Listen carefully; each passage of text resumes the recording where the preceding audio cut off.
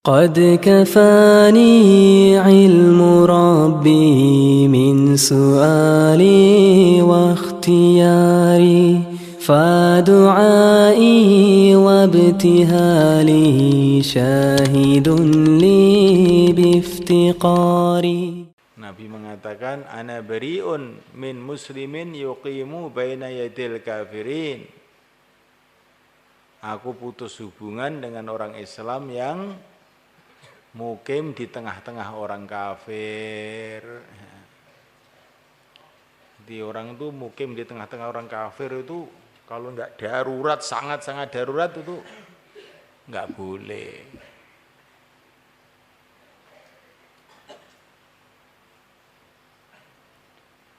Kamu mukim di mana saja tempat yang di situ kamu mengira bahwa kamu tidak bisa amal agama di tempat itu, maka kamu pun dilarang.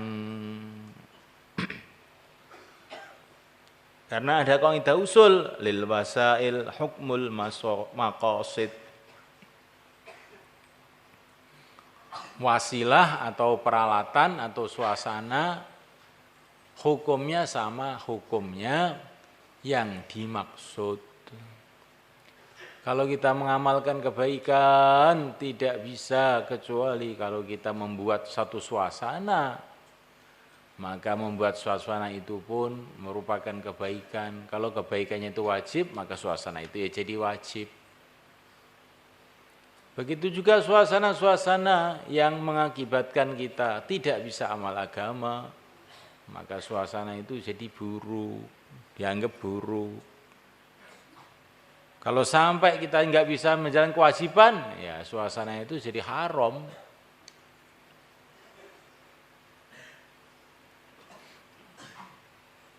Kita ini tidak boleh bertempat tinggal di mana saja yang mengakibatkan kita meninggalkan agama.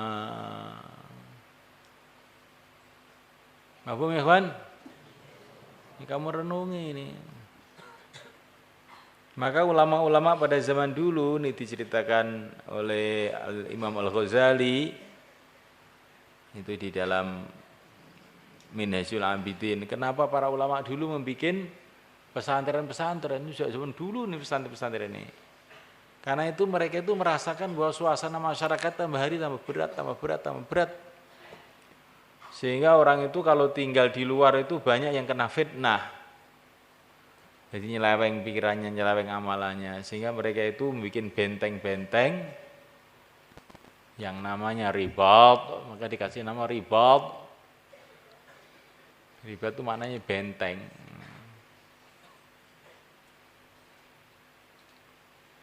Maka selagi kamu di dalam ribat, dalam pondok itu seperti pasukan itu dalam benteng. Akan mudah untuk selamat. Tapi kalau di luar maka mudah kena tembak musuh. Maka kalau kamu di pondok itu niatkan begitu, niatkan menyelamatkan diri kamu tuh dari fitnah-fitnah yang di luar. Itu maksudnya. Maka di pondok ini dibikin suasana sebaik-baiknya. Jangan sampai kita selamat dari fitnah di luar, dalam pondok kena fitnah yang di dalam pondok. Wah, lah ini kiamat namanya. Maka jangan sampai terjadi maksiat-maksiat di dalam pondok. Zahir maupun batin.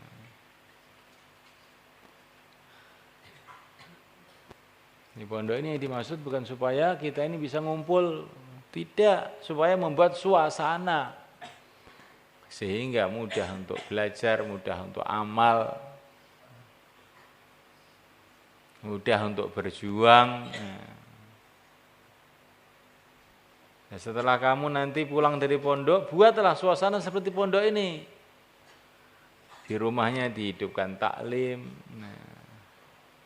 Orang tuanya dikeluarkan 4 bulan, 40 hari, masjidkan, dihidupkan amalan. Saya kampung-kampung kamu jadinya seperti pondok-pondok. Karena tidak mungkin kamu bisa tinggal di pondok itu terus-menerus. Ini nggak cukup tempatnya nanti. Tapi buat suasana pondok ini di rumah-rumah, di masjid-masjid, di kampung-kampung. Itulah namanya khuruj fi sabilillah. Hidupkan amal makomi. Ini harus semua ini dalam rangka menjalankan kaidah lil wasail hukmul maqasid. Wasilah itu hukumnya sama dengan maksud. Sarana itu hukumnya sama dengan yang disaranai. Peralatan hukumnya sama yang yang dimaksud dengan peralatan itu.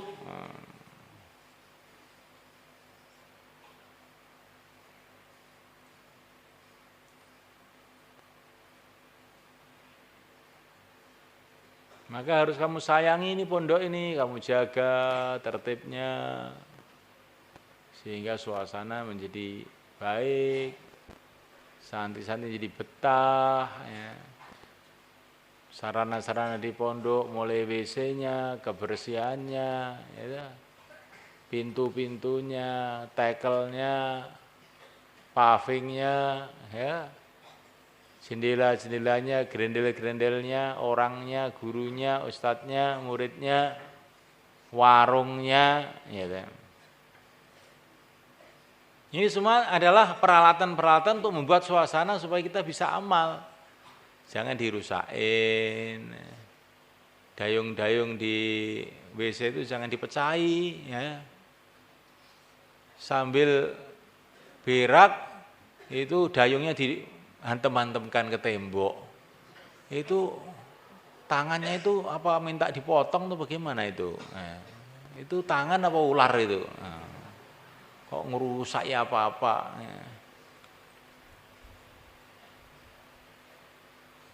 Meja-meja, tembok-tembok ditulisi. Lah itu pulpen itu untuk ngaji apa untuk nulisi tembok?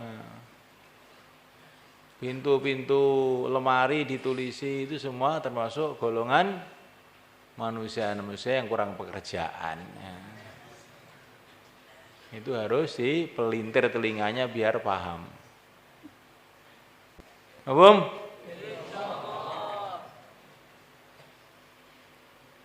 Jadi kalau orang-orang ahli teknologi yang dipikirkan bagaimana mobilnya baik, tambah baik, ya. Jangan tambah laju, tambah cepat, tambah irit, tambah gini. Itu orang dunia. Kalau orang agama bagaimana hari-hari imannya tambah lurus, amalnya tambah tertib, tambah tertib, tambah tertib, tambah tertib. Sehingga tambah hari tambah dekat kepada Allah. Mafhum santri? Karena kamu itu di rumah kan santri-santri baru ini kan kadang-kadang di rumahnya itu suasananya belum ada, suasana agama. Sehingga kehidupannya itu sak maunya sendiri. Nah, kita rubah itu akhlak-akhlak orang hutan itu dibuang, jangan dibawa ke pondok. Hati-hati putri, dengarkan itu, jangan teriak-teriak kayak itu kamu itu betet apa manusia? Ngerti betet? Itu burung berkicau itu loh. Suaranya itu sampai Masya Allah. Kalau orang telinganya tidak betul-betul kuat bisa jebol. Padahal wanita itu loh jalan aja wala yadribna bi arjulihinna liyukhrina ma yutina min zinatihinna. Wanita itu memukulkan kakinya pada waktu berjalan supaya menarik perhatian orang. Bukan ngomong, cuma kakinya dihentakkan supaya menarik perhatian orang. Itu sudah dicacat dalam agama. Nah ini kok wanita kok teriak-teriak wak kayak bebek. Gimana itu? Jadikan pondok itu hening, diem gitu loh.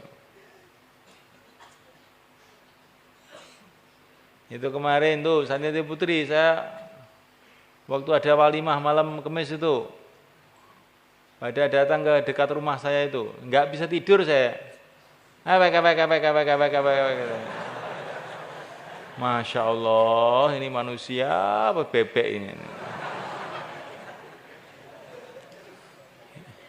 Kamu dengar saya itu ya diam saja tapi ngelus dodo. Gitu. Nah ini kan inna angkaral aswati la sautul hamir. Sungguhnya suara yang paling dibenci adalah suara keledai. Keledai itu bengak-bengok ya gitu itu, setahu keledai namanya. Tapi nanti saya habis ngomong begini, nanti meninggalkan pengajian itu udah wek. Nanti awas kalau dengar lagi saya. Ini ngaji, ini saya ini ngomong untuk dikerjakan, bukan sekedar ngomong, ini bukan radio, ngerti ya? Setelah ngomong ini diperhatikan itu. Yang tua-tua, kalau ada santri-santri baru khususnya, atau santri lama, atau ustadzah, Ustadz, Assalamualaikum, tadi ngaji nggak boleh bengok-bengok tadi katanya. Tegur, ya, jangan membiasakan diri ngomong yang Masya Allah. Ini santri, kamu ini calon ulama, ya, calon menjadi panutan umat. Ya.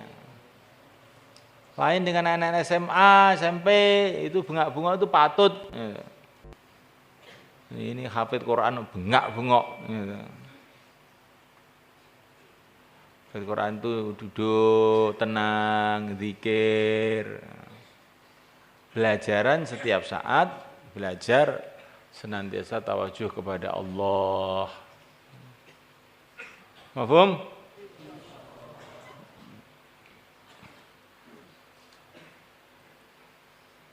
Orang kalau mencari ilmu dengan tertib dan yang benar dan niat yang ikhlas, itu beberapa hari bisa berubah. Itu di Ihya itu dikatakan bagaimana orang-orang dulu ya, kalau mulai belajar ilmu baru 3 hari gitu aja sudah ngomongnya berubah, jalannya berubah, duduknya berubah. Nah kita mau begitu.